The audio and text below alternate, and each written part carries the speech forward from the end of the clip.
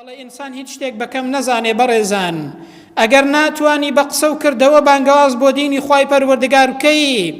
ئەی برام خۆ دەتوانی بەلایک و کۆمێنتێک لە فەیسبووکەکەت ئاەتێک بڵاوکەیەوە فەرمایشتێکی پێغەمبەر بڵاوکەیەوە صلی الله عليه وسلم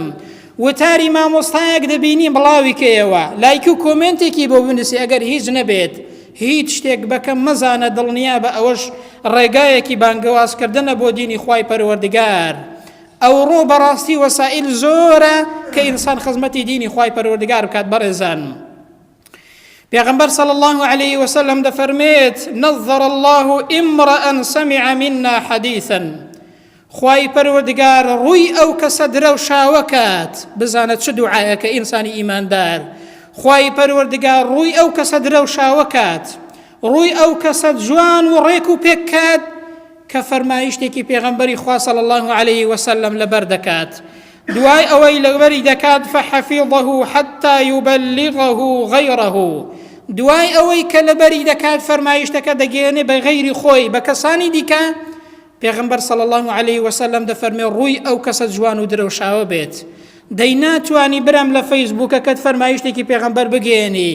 ناتوانی دوای ئەوەی کە دەیخوێنیەوە ئاەتێک بنووسی لە فەیسبووکەکەت ناتوانی کۆمنتێک بنووسی بۆ وتارێک و بڵاوی کەیەوە و شەیری کەی بۆ ئەوەی کە لە خێرەکەیدا بەشداربی برام خۆ ئەگەر هیچ نەبێ ئەوەت پێ دەکرێت تەماشاکەن جاری وا هەیە گۆرانی بێژێ گۆرانیەک دەڵێت بە 1000 و 2000 و 3000 کۆمنت و لایکی بۆ دەچێت جاری وا هەیە کەسێک دەبینی ڕسمێک دەگرێت لەگەڵ ئینسانێکی نوێژنەکەر ئینسانێکی بێدین ئینسانێکی زاڵم بە هەزاران لایک و کۆمنتی بۆ دەچێت بەڵام وتاری مامۆستایەکی ئاینی تەماشا دەکەی 200-300 و ناگاتە 500 لایک و کۆمنت دەی بەڕێزان لە چاکەکەیدا و لە خێرەکەیدا بەشدار دەبی ئەوە هەمووی پەیوەندی بە خەمخۆری ئێمەوە هەیە بەڕێزان تا چەندە دڵسۆزی دینەکەمانین تا چەندە ئەو فەرمایشتەی پێغەمبەر صلی الله عليه وسلم لەبەر چاو دەگرین کە دەفەرمێ ڕووی ئەو کەسە درەوشاوە بێت ڕووی ئەو کەسە جوان بێت فەرمایشتێکی پێغەمبەری خوا لەبەر دەکات دوایی دەیگەێنێت و بڵاوی دەکاتەوە دەی بەڕێزان خۆ هەمومان ئەوە دەتوانین بڕام بەڵام ئینسان جاری وا هەیە بەڕاستی خەمسار دەبۆ دینەکەی ئیمان جوڵێنەرە بەڕێزان کاتێک کە ئینسان ئیمانی لە دڵدا جێگیر بوو بەڕاستی دڵ و دەرونی ڕۆشن دەکاتەوە و ڕووناک دەکاتەوە ئەو کاتە ئیمانەکەت لێت ناگەڕێ پێت دەڵێت